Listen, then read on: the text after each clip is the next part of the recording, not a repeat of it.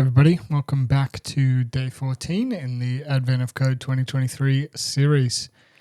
Today's puzzle is named Parabolic Reflection Dish, and let's dive straight into it, shall we? So here's an example for today's input. It is a map, a 2D map, and there are two symbols on the map that we care about, as well as a full stop, which is empty space. So the two symbols we care about are the zeros, or the O's, which are rounded rocks, and they can roll around. And we have the hash symbol, which is a cube rock, which is fixed in place. And this map is meant to represent a dish that can tilt in one of four directions, so sort of north, east, south, and west. And when it does tilt, all of the circular stones, they roll in that given direction. So as an example, if we took the map from before and we tilted it north, this is what the output would be. You can see the stones have sort of stacked up towards the north, but they can't get past any of the rectangular stones. They stay in place. And to give an answer to this puzzle, we need to calculate the load on the dish. And the load is calculated based on where the circular rocks are. The top of the map the bottom of the map is given a score of 1, and each row above that, depending on where the rocks are, is worth 2, 3, 4, and so on. So the very top row would be worth 10 points. And we need to go through each of the resting places of the circular stones, sum them up, and calculate the score. So it's all pretty straightforward. Nothing too crazy in the solution there, so we'll get straight into the code with this one.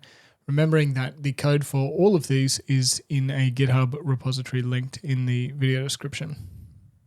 Alrighty, so the code for today. First, we import a couple of packages. We import ordering, which we use later to sort some things, and two forms of storage, hash maps and hash sets. And we also define a small structure called state. We'll come back to this. This is related to part 2, but it stores a copy of our map or the positions of all the stones, and when we first saw that, but we'll revisit that shortly.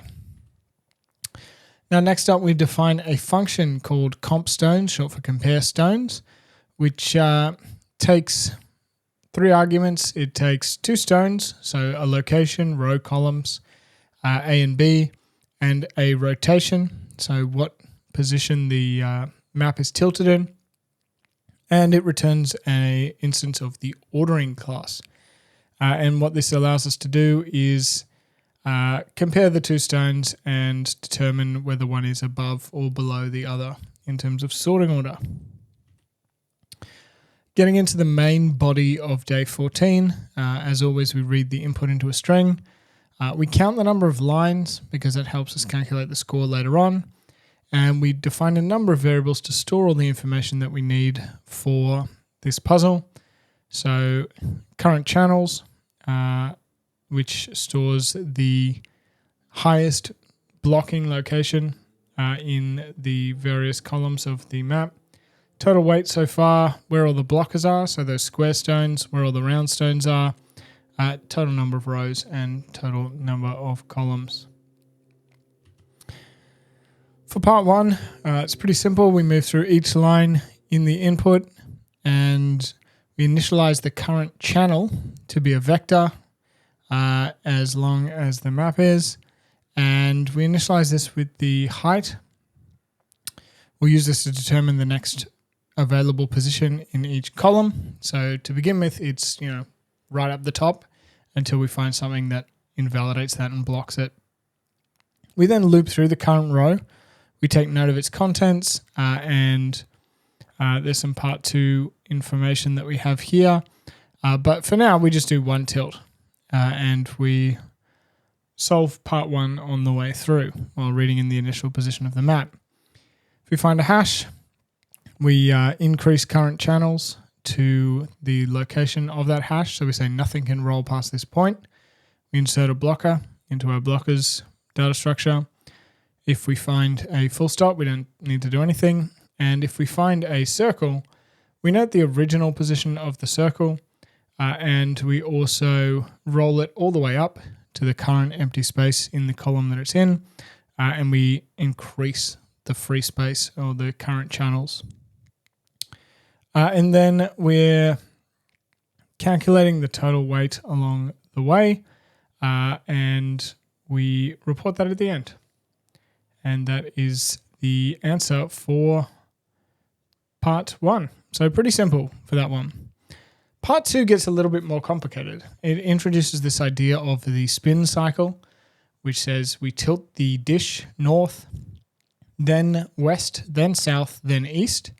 And each time we wait until all of the rolling rocks have settled into their final position, and then we move on to the next tilt.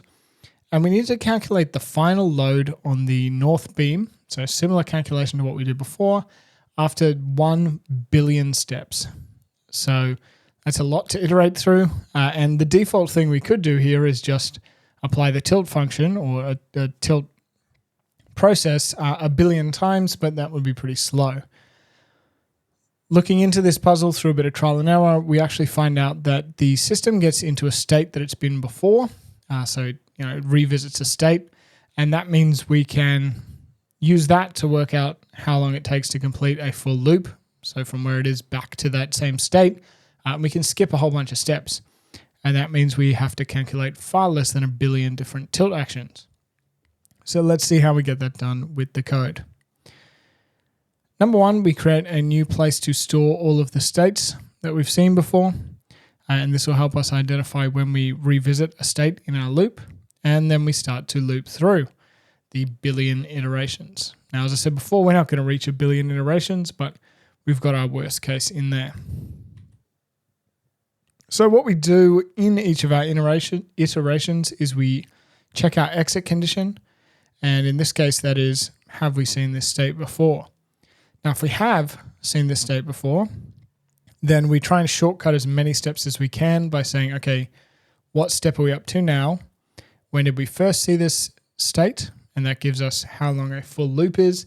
And then we remove as many of those loops as possible from the remaining billion steps that we need to go through.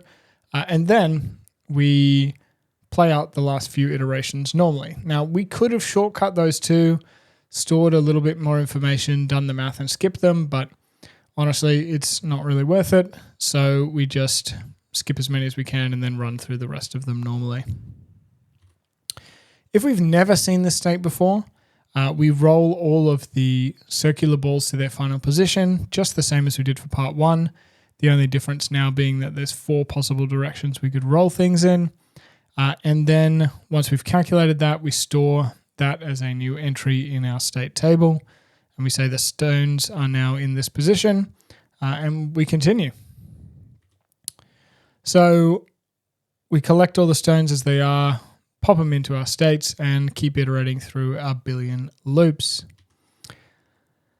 Doing this, once we've finished that loop, we've gone through 1 billion iterations, skipping a whole bunch in the middle, and that's the end of part 2. We just calculate the positions of the final stones, and that gives us our load on the northern beam. We report that, and that's the answer for day 14, part 2. So nice and quick with this one. Hopefully that was interesting. And either way, I will catch you at the next one. And as a reminder, I am Elliot. I build stuff, and I look forward to seeing you next time.